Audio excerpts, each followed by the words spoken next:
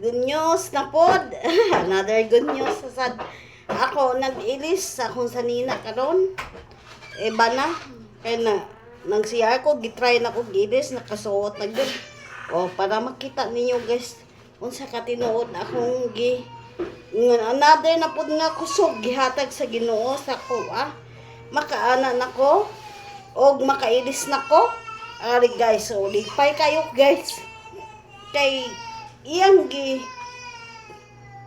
kuan niya tuman iyang saan niya ayuhon ka kung tukan niya hilakan nimo ang Ginoo para ayuhan ka ug na sa iyang pagtuo no ana guys no di ba makailis nako guys sa akong sarili din ako kailangan nga i-assist pa sa akong bana naghilak ang apo.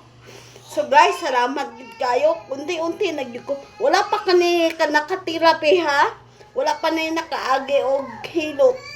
Pero for the prayers, pray lang gid ka nga ayuhon jud ka sa Ginoo. There are miracle in Jesus. Kaya na ko na. Dili na siya bakak guys.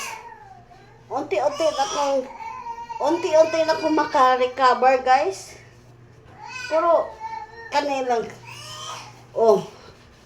unti na guys no. Sige, nalipad yung ko sa kamaayo sa Ginoo. Amen. Thank you.